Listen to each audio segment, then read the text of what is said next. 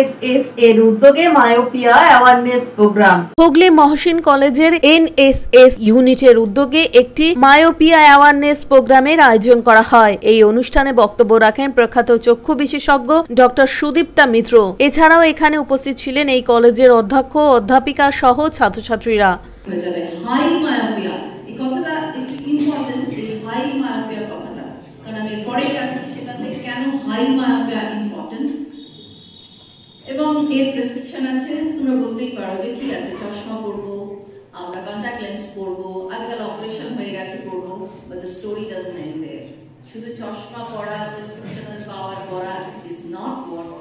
কেন আমরা এত concerned about myopia? The reason is this: -2 is low myopia, তার নিচে যাদের থাকে is okay, এই যে চশমা, কন্টাক্ট লেন্স সবই হলো।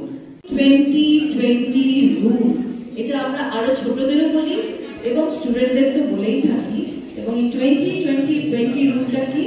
নাম্বার 1, যখন তুমি এক নাগারে পড়াশোনা করছো তখন মাঝে মাঝে 20 মিনিট অন্তর একটা করে ব্রেক নাও, নিয়ে 20 ফিট দূরে তাকানোর চেষ্টা করো। তুমি বসে আছো, জানলা দিয়ে বাইরে তাকিয়ে 20 সেকেন্ডের একটা ব্রেক নাও। It is just 20 seconds.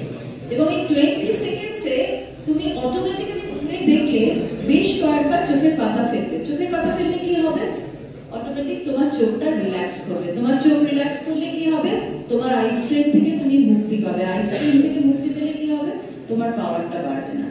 So that is important. So please remember, this is very important. This is worldwide used. 20-20-20 rule. 20 minute অন্তর 20 ফুট দূরে তাকিয়ে 20 সেকেন্ডের ব্রেক নেওয়া এবং সেই সময়টা চোখটা বারবার পিট করা। This is most important. এবং যদি সম্ভব হয় তাহলে শ্যামল সিনহার রিপোর্ট, LMCL নিউজ। হিমঘরে আলু সংরক্ষণের জন্য বানানো